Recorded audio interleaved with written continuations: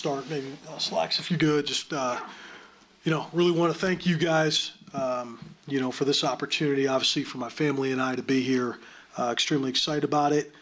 I know how important this relationship is as well as we go through the course of the season and the games, and so I just want you guys to know it'll be transparent, it'll be open and honest. I look forward to these relationships, I really do, and look forward to you guys being a part of my life and this as we continue forward. Questions for Coach? If you could, walk us through the timeline of the last couple of weeks, when you got the call and when you said yes, and what has that been like? Certainly really exciting. I mean, it was a little bit of a surprise, as you know, with Liam being announced at Tampa when he was. I've known Coach Stoops for about 3-4 years now. Probably received the call mid last week. Knew it was something I was going to do probably over the weekend. Came out here and have been here since Monday. So, what can we expect out of your offense? Is it going to be the Boise State offense, or will it be Missouri? Or? Yeah, I think it's a great question. I think it always starts. Maybe you guys get tired of hearing this, but it always starts with personnel. I think what is week one? Week one is analyzing the roster. We know players win games, get a good feel of what these guys can do and putting them in the best position. I think the second thing is variance and tempo. Okay, that's been something over the course of the years. We know there's going to be certain games where we got to play fast. We know there's going to be certain games that we got to play slower, control the clock. But it's a pro-style foundation. It is. There's a lot of continuity there, but there's such an emphasis, in our opinion, on creating explosive plays. And we got to do that with creativity. We got to do that with variance in formation and personnel, and that is the focus. Bush, Nick Roush from KSR. You said you had a relationship with Mark Stoops before. How, the last time you all talked about this position, what's kind of changed between then and now, and how you coach? Yeah, I think just more experience. I think that's so valuable. Certainly for me, it was an opportunity to get 2 more years at Missouri with Eli Drinkwitz. It was an opportunity to go to Boise State and put it together again. But certainly, just like anything, a different time in your life. This time I think on both ends it felt really, really good, and I really believe all roads have led me to this job. Boise's in a great position where maybe a league contender for a playoff spot from that group of 5 bid. It's your alma mater. I know there's more resources, more pay here, but how difficult was the decision, I guess, of what made Kentucky put you over the top? Yeah, probably the most difficult of my career. Certainly, I think, you look at probably exactly what was done over the last 3-4 months there, the retention of Ashton Genty, bringing in the quarterback, bringing in 2 receivers. That place obviously will always hold a special place in my heart. I think for me, between Mark Stoops, between Mitch Barnhart, their tenure here speaks to their commitment of Kentucky and what they've done here. It's the SEC. It's the 3rd time I've been here. I know what this conference is all about. Anybody in coaching wants to be the best, and I think this conference certainly forces you to do that. And I remember those days. I do, of being at Florida, being at Missouri, coming to Kroger Field, knowing what this place is about, knowing what the fan base is about, and the mixture of those 3 things just made this a job I couldn't pass up on. Bush, the last 2 years here, pace of play has been a big talking point. Just wonder if you could elaborate a little more about, in the job interview process, how important was it for you to Mark kind of show that you could get this offense playing faster? Sure. Yeah, I think the statistics always say just about everything. I think we were probably in the top 40 last year in pace of play. Again, a unique thing about Kentucky to me is always how well they've played in all 3 phases. I know this is a program that Brad's done a tremendous job with the defense. So this term of complementary football, how are we going to win games, I think is the critical factor there. And like I said, the reason variation in tempo is so important is because different games are going to call for different styles, if you will. And so we really believe we were able to show that this past year at Boise, the last couple years at Missouri. But the ability to get up there, play fast, play smart, play together, I think is critical. Coach, Coach, you guys, There's been a lot of talk about the timing of this hire, just, you know, a little later in the process after most of your transfer guys, that portal window closed. Can you just talk about the timing and being so close to spring practice, all that, just kind of how you're going to integrate everything at the time that you were hired? I think that's a critical thing for coaches these days in general. I mean, there's so many moving parts that gone are the days of, hey, it's the third year working with a guy and now we're on the same page. I mean, it's our job ultimately to take a position, get guys up to speed pretty fast, develop that trust and that knowledge of the playbook. So it's something I look forward to. I think it's a good challenge as a teacher to be able to put plans together, if you will, lesson plans together and make it easy to learn. And we're excited that we're starting this thing probably here in about 3-4 weeks. Soon, ink's still drying, but what do you think about the roster? How much have you dug into, these guys that they have here on offense, and how excited are you to work with them? Yeah, certainly you probably get about 2-3 days to get a feel for that roster, right, in the process of what do they look like. Certainly I know the history of Kentucky, right, like what the fronts look like, the physicality. I just saw those guys yesterday up front, their size. Really feel they can be an extremely competitive group in the SEC. But I'm really optimistic about some of these skill players. I'm not going to get into, singular guys, but I'm watching tight ends that can run. I'm watching wide receivers, in my opinion, that are elite type NFL type players, and certainly excited about the quarterback room.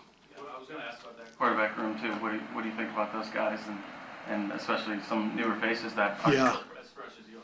Yeah, you guys know this, man. You don't take the job unless you feel pretty good about that quarterback room and the acquisitions they have. So I'm excited, certainly to work with all those guys, and I know they're eager to, and Brock and a lot of those guys have already been by, and excited to get to work with them. Which I believe that you said part of your rushing attack was based on that you were with the Falcons running Kyle Shanahan's offense. How similar is that to what Kentucky's done working out of that same tree the last 3 years? Yeah, I think the reason it's a great fit is because I do think there is a lot of similarities probably into what Liam's done maybe in LA and what we did in Atlanta and over the course of our time together. But I would like to think of this as been to the NFL, done the NFL thing, and I've really felt I've made it as college friendly as we can. And that's the overall goal. That's where the pro-style foundation comes from, the schemes, making the run look like the pass, everything looking the same. But how can we make it simple enough for these players, to your guys' point, some of which are going to be, operating this offense in 2-3 weeks, and we got to get them to be able to play fast and play together. Can you talk about just your style as a coach? Yeah, I think I'm probably a little bit more laid back in the meeting rooms and on the day-to-day, and there's a part, as you know, of many coaches where you flip that switch when you get on the field. But I always just really believe, and it's always about those relationships and those connections with the players. I think more than ever now, even though it doesn't seem like that, those relationships are as important, because there's a lot of having to navigate college football and the world we're living in. Starts with relationships, being extremely detailed, and having a passion for what you do. Well, you produced a 1,000-yard rusher all 3 years. Then this past year we saw more QB run out of the Boise offense. Can you just talk about how important it is in your offense to establish the run, and maybe how important it is, you mentioned college friendly as possible, is maybe to evolve the QB in the run game? I think it's critical. I really do. I think I really believe that quarterback's got to at least get you 2 first downs a game with his legs. And I think it can be a huge, huge advantage, especially in the college game. You look at what I did, maybe at Missouri with Brady Cook, and you guys know that was one of his redeeming qualities into the player he's become. I just think there's always a fine line, right, of not running him too much and taking hits there. But I really believe that it's got to be an integral part of your system. You've been to every level, from G5 out to Pac-12 and then the NFL. What is it about the SEC that separates itself from those different, what characteristics about coaching it? Yeah, I think the saying of it just means more is really true. I think it's the passion of the fan bases, certainly the level of athlete that you're prepping for. schematics, the offenses, the defenses. This is a competitive environment, 365 days of the year. You guys know it, and it's something that you want to be a part of. How difficult is it to incorporate the NFL with college games? I think it's really, really difficult. I do. I think in a lot of ways, whether it's the communication through the helmet, whether it's the professionals now in year 6, 7, 8, and their knowledge of the game, I think you have to do a really, really good job of watching that game, conceptualizing what they're trying to do, but also making it college friendly. And I think that's been the biggest progress for me over the last 5-6 years. Coach, you more no huddle kind of guy than it would be if you was in the NFL? Yeah, I would say we generally are a non-huddle operation about 60% of the time.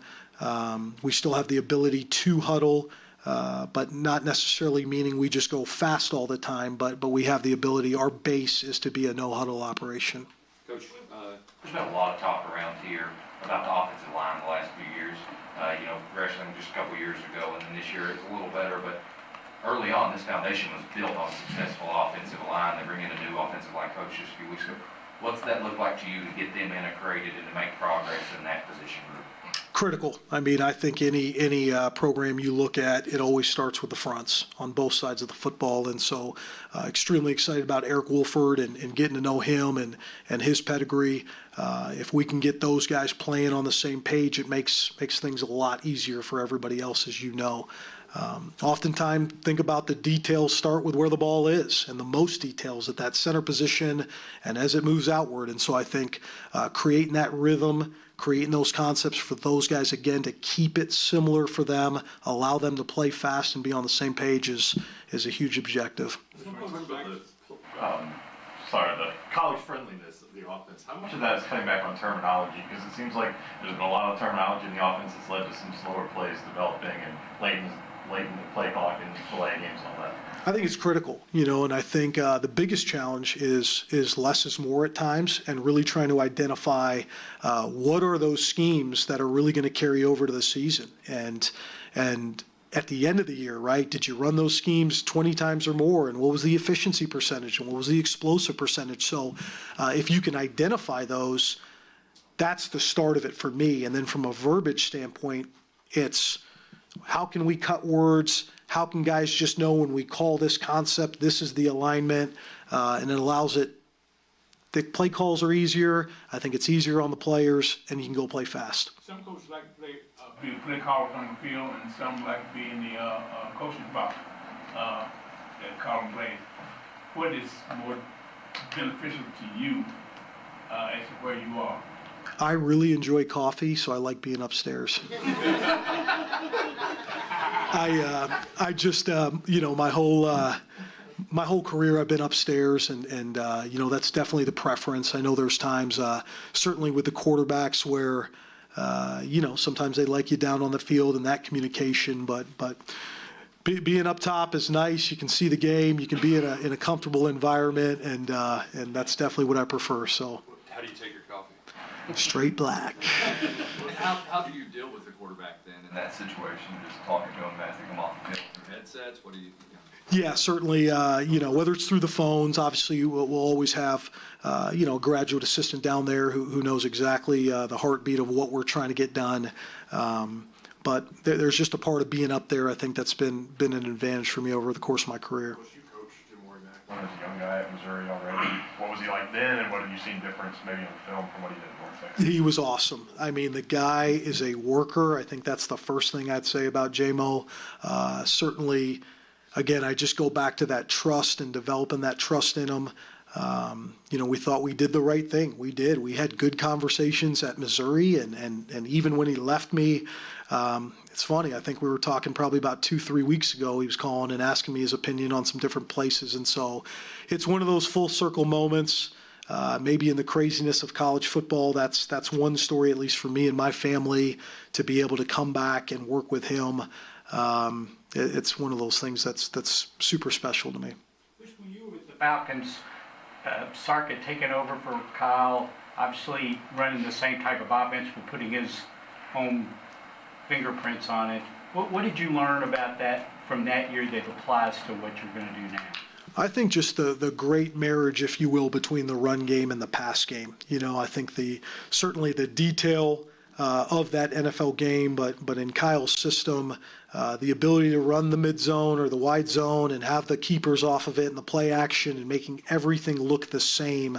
I think it's left a huge impact on me and just how I look at offense, if you will. I think there's 1,000 plays, but I really believe if you can build those plays off of one another, make everything look the same to the defense from a presentation standpoint, you can have a huge advantage. Coach, there's been, over the years, a lot of staples have been the running back room here. You talked about the quarterback room, but you talked just a minute ago about merging those to the run game and the pass game. Sure. What have you seen out of that running back room early on, just from film studies, getting to meet those guys?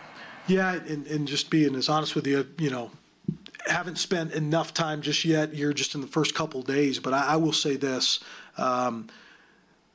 This program, I mean that, playing at Kentucky has always, you better be ready for a physical day, and I think it certainly starts with that run game, and I can't get over that. There's a stat for us at Boise over the course of 3-4 years when we rushed for 150 yards, we were 34-2, and you guys know it. You can run the ball, you're going to have a pretty good chance, and so it always starts with that. Certainly excited to get to work with these guys. It's been mentioned, I think, in just about every year I've been calling plays, having a 1,000-yard rusher. So the stats don't lie. That's going to be something extremely important to us and creating the explosives off of that. Bush, as far as the passing, you had a situation in Washington where you had this experienced quarterback in Jake Brown, and then the next year you're getting a new transfer, and he had produced similar results. So what's the sort of, it's kind of similar here. You had an experienced Evan Leary, new guy who hasn't played a lot. How do you, what does the new guy have to pick up on your offense and learn quickly to be able to be successful? I think it's twofold. I think the mistake a little bit is, hey, here's my offense, and you kind of learn it. It's when you start to figure out who that guy is, what does he do well? There's certain concepts that some of these guys have been running ever since they were in the 7th grade, and when the game's on the line and there's 61,000 fans out there, like what are they going to be able to execute? So I think that's critical. I don't think there's a more important relationship maybe in football than the coordinator and the starting quarterback. So that's the starting point is, hey, what do you feel comfortable with? You do understand that a lot of teams have a lot of carryover in schemes, maybe not in terminology, but it's getting on the same page with him. I've watched a lot of football over the years, seeing our coaches on the sideline get in the player's face when he comes off the field, especially when he's made a mistake. And then coaches, I guess, how they communicate that, I guess, coming from the press box.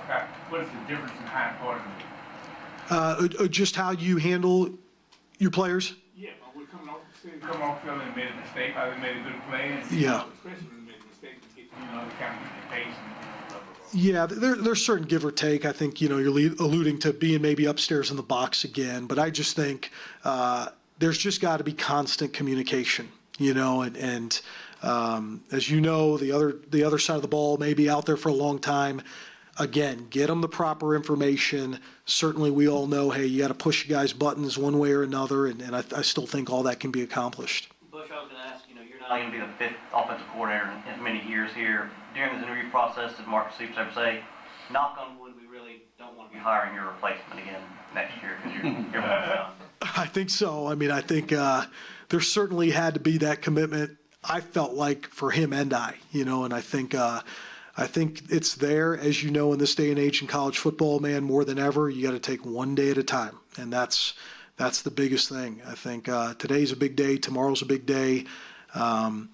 I also think I understand this is the SEC. These jobs don't come up, open very often. And I'm well aware of that. So a lot of gratitude to having the opportunity to have this position, know the task at hand, and I'm excited to be here. Building off that, Bush, you're a confident guy, confident coach. Obviously, your resume speaks for it. But no matter who you are, going into a new job, you got some jitters, right? It's just natural. What are some jitters for you? Feelings, worries? How are you feeling? I kind of feel like that's been a huge plus maybe for my career. It's that losing sleep, thinking about, man, is our 2-point menu good enough? And that's in the off season. We're thinking what needs to be added to the goal line package. So I just want this offense, we're going to be on the attack. That's all we've known. That's all we've ever known. Worrying about the expectations and worrying about the strength of schedule. It is what it is. We signed up for it. There's acceptance there.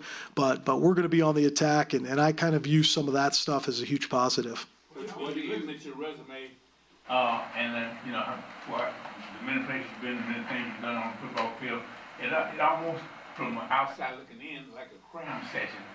How have you been able to, sort of matriculate through all that? Yeah, it's hard because I know maybe you look at the resume and there's certainly been a lot of moves. But I think of it like this. I had an opportunity to be the receiver coach, caught a big break at the University of Washington. The next opportunity was an NFL opportunity. I was 30 years old. Had an opportunity to go experience what that looked like. Came back to Washington, a year later as the offensive coordinator. Couldn't pass that up. Went to Missouri. Had an opportunity in my alma mater to call plays again. So, it's just the nature of, in my opinion, this profession where, if you're going to be kind of into doing this thing, you got to do it, and where it speaks volumes. And again, for me, the opportunity to be here was one I couldn't pass up. I would say this, you make the moves, but it's ingrained in you, your passion for your side of the ball, your passion for coaching the position you coach. And although you might be at different places, you never lose the constant state of improvement in those areas. What's your relationship with Chris Peterson, just from playing for him to getting into the house? Yeah, it's been one of those relationships for me that's like a second father. He's been a guy, when you play for a man like that, and you're young and you're 18 and you're 19, you're not necessarily sure, am I going to be a coach or not? But you're like, I want to be like that guy. And so in some ways, I owe a lot to him for my professional career, not because of any direction he took me, but just because I wanted to be like him in a lot of ways. And I valued his relationship and his work and him as a father, and that's always going to be somebody for me that's extremely important. You were the backup there for a long time. Forever. Yeah. Forever. Come on, man. But if it's now and you don't get that starting job your senior year, you transfer. So Sure. what did you learn? What lessons did you take from that you can apply now? Yeah, I think it was a tough decision, certainly because there wasn't the transfer portal back then, but there was still on my mind of, hey, you're putting a lot of time in and wanting to play, if you will. I just think you got to be real. You got to be real. You got to be authentic. You got to be genuine. If it's a player that's doing everything the right way and deserves his opportunity, I think you got to be willing to tell him that. But certainly for me at that time, my commitment to Boise State taught me a lot. It was. Looking back at it, was a decision that was a big foundation for me in my life, and really choosing to be about the team more than just myself. And that's one of those decisions that I do value, and I'm glad I made. Coach Marrow has been here since Mark came, and he's known as this great recruiter, and then kind of Eric's reputation as being a good recruiter. How do you kind of see yourself as a recruiter? Is that something that seems to be valued so much here, especially with the addition of the portal? It's critical. If you're going to be in college, there's no escape in that, right? There's the job of recruiting and there's the job of development. I'm confident in the ability to make relationships and build that trust. I think one of the hardest parts about probably leaving Boise was what we accomplished there from a recruiting standpoint. I think we lost Taylon Green to Arkansas. We're able to pull in Malachi Nelson from SC. We're able to keep Ashton Jeanty. We're able to, in our opinion, sign 2 NFL-type receivers all in the last 3 months. And I do feel confident that roster is in good shape. And so I just think when you make that decision every year, whether it's going to be college or the NFL, if it's college, what that's going to be, and I think it's something I really look forward to. How has the portal changed quarterback recruiting in particular? You're at a place where they just lost 3 and added 2 to the portal. You added Nelson at Boise State. How's that changed the quarterback market? I think it's critical. It's another awesome challenge. Again, I don't look at this new age of college ball as something I'm complaining about. I think it's you better be out in front of it. You better understand that, if a guy's playing extremely well and maybe you're at a certain school, that there's a chance that somebody could come get him. But I think it's the challenge is there more than anything of these situations where you've got a new player, you've got 3 weeks or a month, you've got 2 to 3 months before he maybe makes his first start. And I think it just forces all of us coaches to be on it in our teaching, in our communication, and our ability to develop trust. Your background is not the background of a lot of coaches born in Kuwait and so forth. I read that you really didn't get into football until your brother started playing. Is that right? That's correct. Do you feel like that's helped you, that you've had such a varied background coming into college football? Yeah, I do. I think all of us, right? We all take our experiences and our adversity and what we've been through is always there to lean on. I think more so than anything, just for my parents, I think as hard as things get, there's just always that feeling of, I know what they've sacrificed, and you just got to keep carrying on and keep pushing on. And I'm very, very blessed. My story, my dad, probably his 30s and 40s were spent just trying to move us to this country and provide for us and put us in a safe environment. And I think about me at 22 getting in this profession, and it's been that sole focus. So I'm extremely blessed to have a father like that and what he did for us, and I don't take it lightly to make him proud. Is there something, and I know you talked a little bit about just the culture of the SEC, but defenses in the SEC, do they vary dramatically from what you've spent the last 2 years going up against in Mountain West? I don't think so a ton. I mean, certainly there's a talent level, in the years, again, going back to Missouri of knowing what these defenses look like. Certainly it's an aggressive style, a lot of press coverage, a lot of variance in front. But we know the challenges. I know how good defenses are in this conference. And again, I think when you look at it, anytime you're a coach in this situation, you want to be the best and you want to go up against the best. All right. Thanks, Anything else? Trevor. Thank you. Appreciate you guys, man.